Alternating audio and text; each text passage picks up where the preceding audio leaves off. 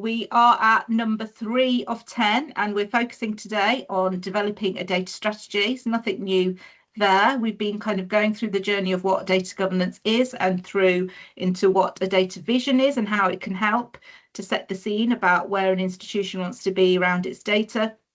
And we're now into supporting that vision with a data strategy. So we are at the last of the 3 before Christmas, which are focusing very much on the what and the why. And we're going to be moving in the new year onto the how, but we'll go on to that later. But for now, we're looking at the data strategy itself. So in the top right-hand corner of the screen, you'll see a little bit of a reminder of a data vision. And we very much focused on the vision being something around the why. What is it that we need to achieve? What is the longer term goal and objective of the institution around its data landscape? But then you need something underneath that then goes into the what and the how. So how are we going to bridge the gap between where we are at the moment and where we want to be in realizing our vision, and how do we go about getting there?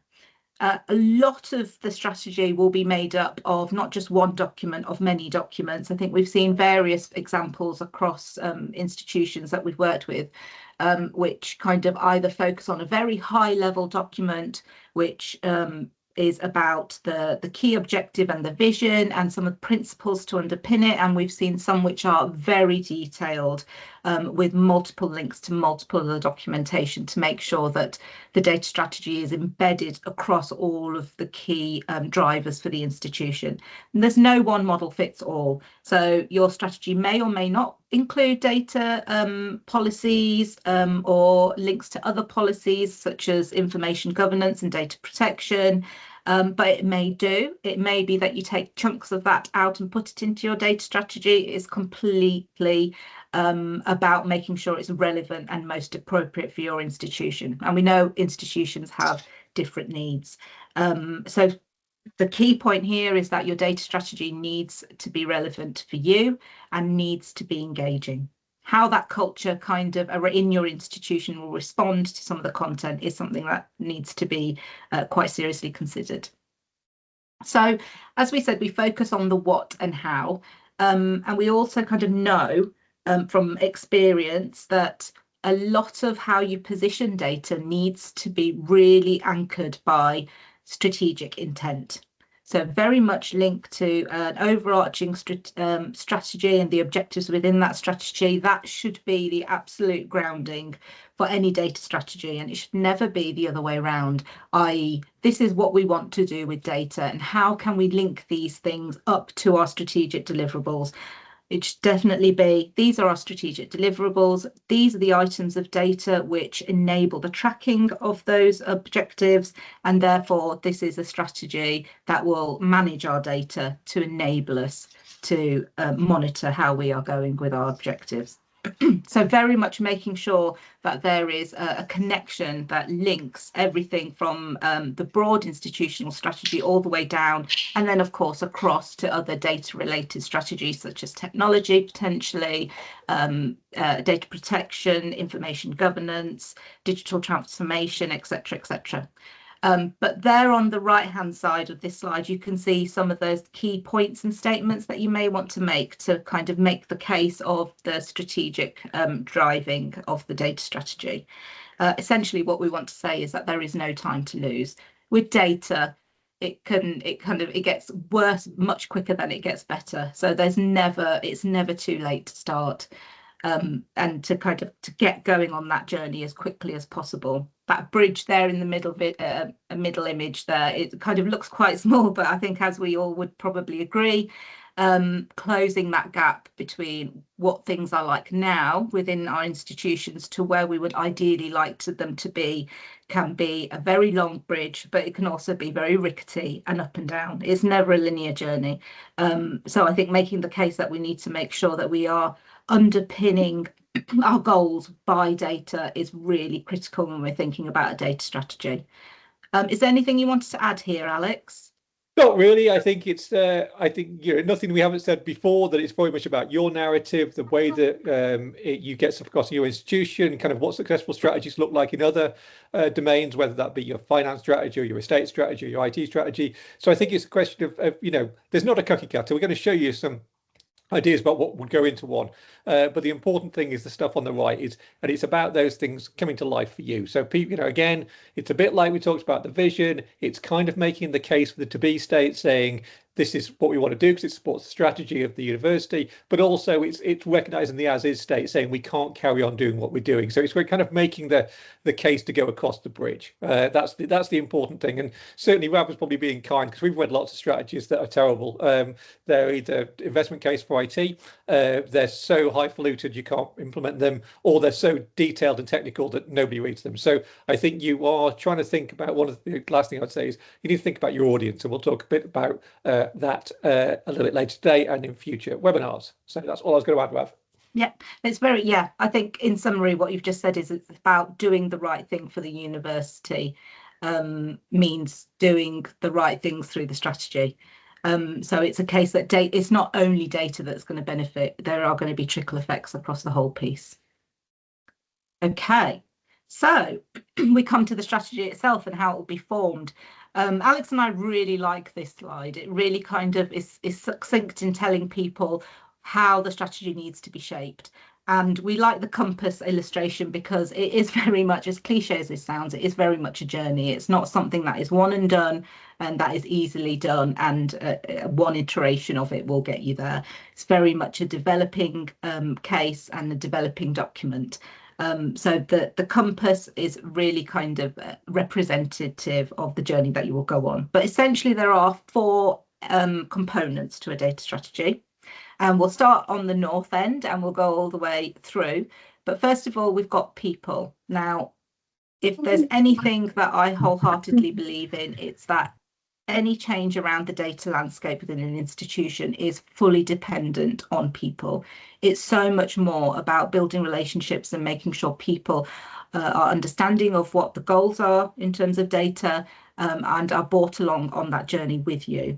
And that's not necessarily just telling people what they have to do and how they engage, and how they kind of address the strategy. It's very much about bringing people along with you to shape how the data works within the institution. So that's the key component there around people, is about the culture.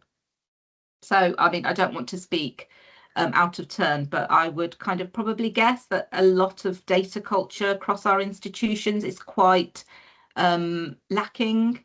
It's quite toxic potentially. There's very kind of siloed practices going on, and by no means do I mean that that is a kind of a purposeful thing. It's purely because people just do not know and are concentrating on their own workload, and doing what they need to do to kind of get through their role and meet the targets and objectives that they have. So by no means is that a kind of a slight on anybody at all. But the culture of an institution around its data is critical in trying to change the path that people view, for kind of getting to where they need to get to with data. So thinking about people at the heart of any data governance or data strategy change is something that is, I think, Alex, I think you would agree, is at the heart of anything that happens around developing the data landscape and data management practices. Yeah, we say people-led change. So yeah, stick with that.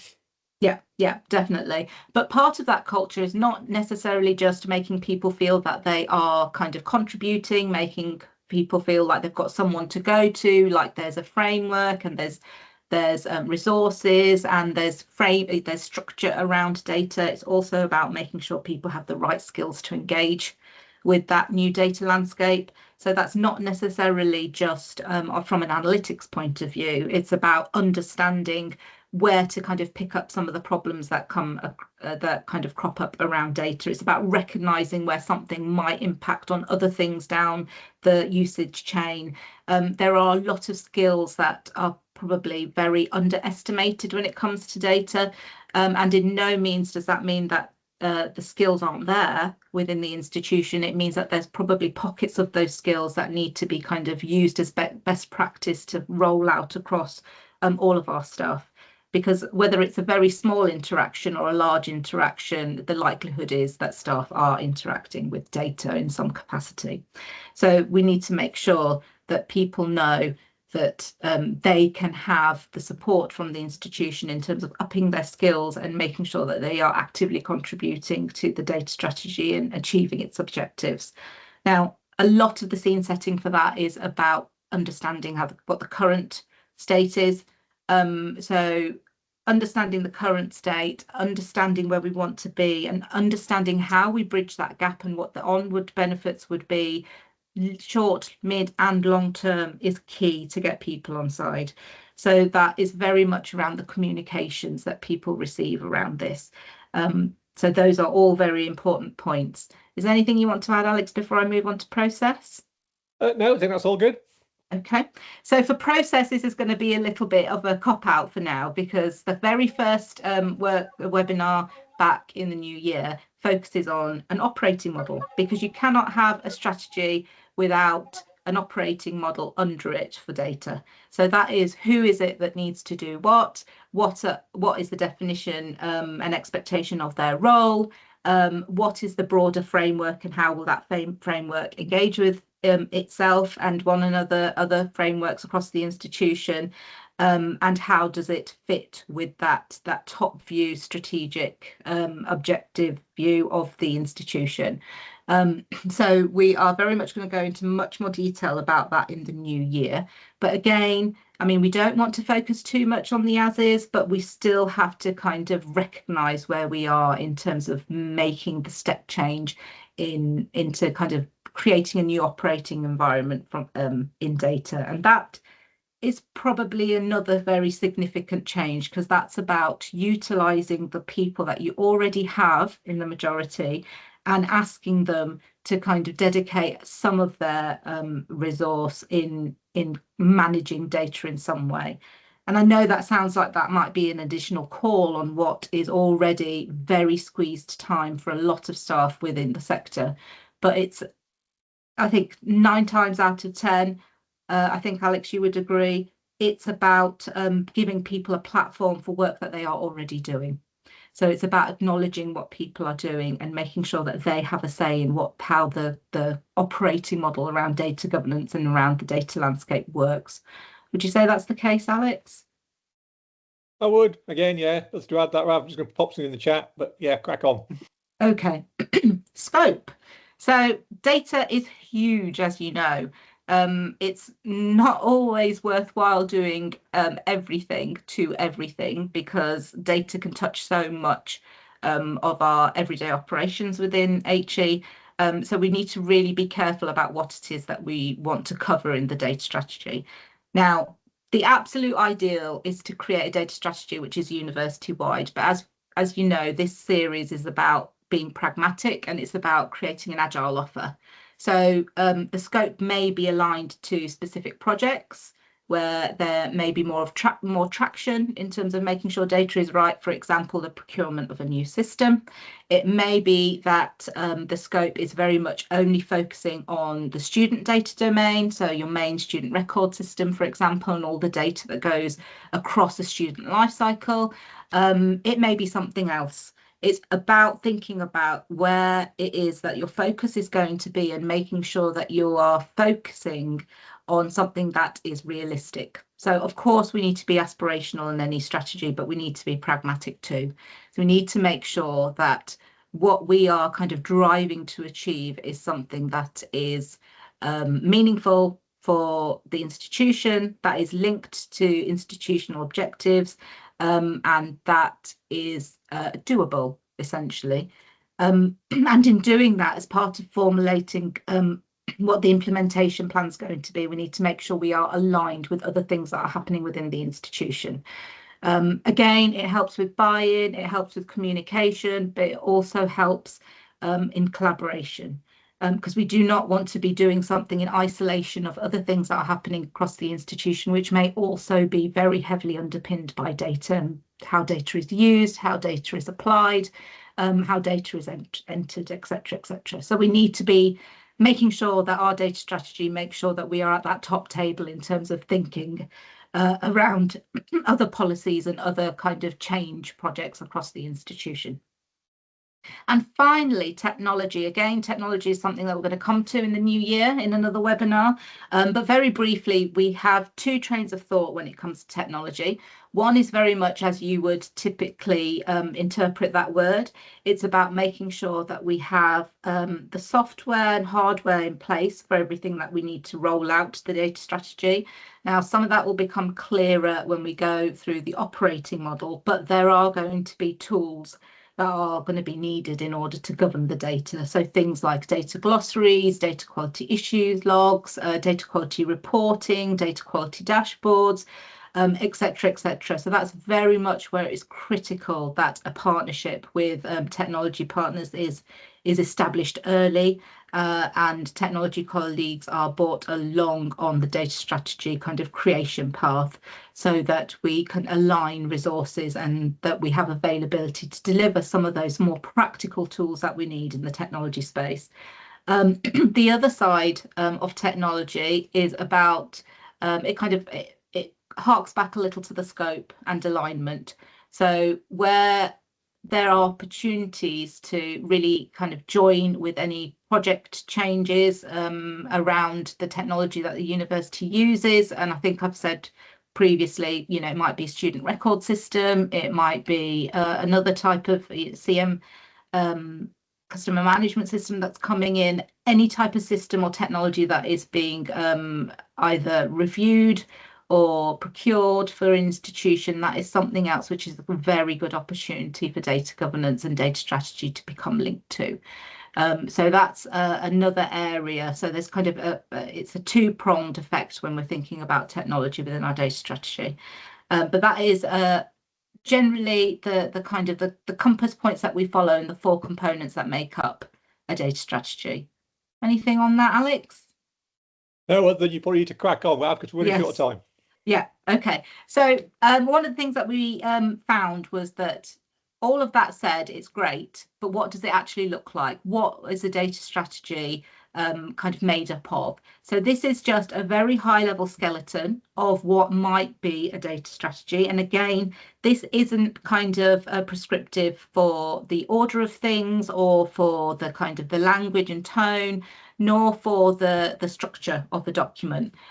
You can have any sort of kind of makeup of the strategy. So you know, there's been some institutions that have a very interactive view online. There are others that have flat file documentation type style strategies. But essentially what this slide shows you, which again you'll have access to, it kind of tells you the key areas and sections of the document that would overall make up the data strategy itself. I just wanted to pop that in there because there have been instances where it's really hard to be able to articulate to people what a strategy contains and the story and the narrative that it follows. So that's that one. I'll leave you to kind of look at that when we've got more time. Again, we'll kind of make all this available to you. Alex will tell you a bit more about that in a second. But again, this slide is about prepping for the webinars for next year. So it's about the how. And although we've talked about the data strategy at breakneck speed today, and we've talked about the compass points and the components that make up the strategy, there are the next stage down is about the pillars that support that strategy. So what else is it that we need to think about in terms of shaping how we use and manage our data within the institution? I'm not going to read all those things out, but this is what Alex and I kind of term as our pillars for success. So these are the absolute baseline and foundational components that we need to put in place and consider as part of the operating model, essentially, and further forward about championship, sponsorship, communications, and skills and operating model, etc., etc. But we'll go into that in much more detail. So we've kind of given you a very high level outline of what the strategy would be. And then this is a kind of precursor to the next level down, so you can understand more about how the strategy then becomes live and embedded.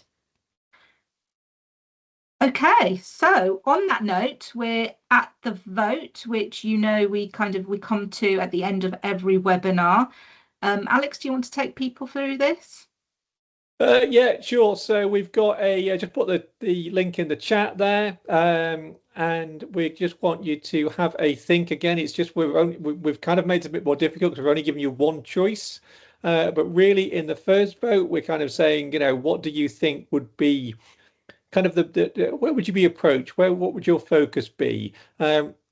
And obviously, you're going to have kind of multiple ones of those, but it'd be nice if you could think of which one do you think would kind of be the one that the university would say, in terms of our as is state, that's the thing we've got to change. So this idea, we're going to keep getting back to it, which is we can't carry on as we are with our data. So which one of those is going to answer that question the best?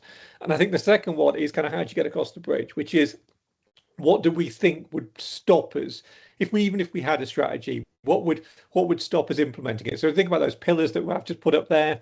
You've kind of got those kind of 5 things to think about. What kind of thing would it be that would make you sort of struggle to implement it? So certainly we've kind of chosen this list because we've seen this in other work that we've done.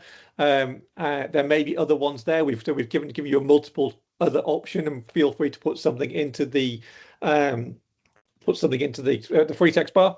Yeah, we'll again, as we've said, and we've put in the form this time, so we've updated the form, is we kind of will use this to help you with your sort of personal journey at the end of this. If you put your email address in, then we'll use this to get back to you at the end and say, we think what you told us, this would be the best way to go through this. So that's kind of where we're at with that. Anything to add to that, Rav? No. Again, you can kind of carry on with the vote alongside. We'll issue the links to all of those votes as well. So if you want to come back to it, you're more than welcome to. So we have done the first 3, which is about setting the scene and about the why. And next year, on the 7th of January, well, 7th of January, we'll be jumping into the how, starting off with the data governance operating model. And we are into the 4th webinar. Okay, that brings us to the end. And we're ready to move into the how in the new year. So we very much look forward to seeing you at webinar 4 on the 7th of January. Alex and I will stay on if there are any questions or comments. We're more than happy to have a chat. But otherwise, we wish you a very well-deserved break and a very Merry Christmas and Happy New Year. And we will see you all soon. Thank you all.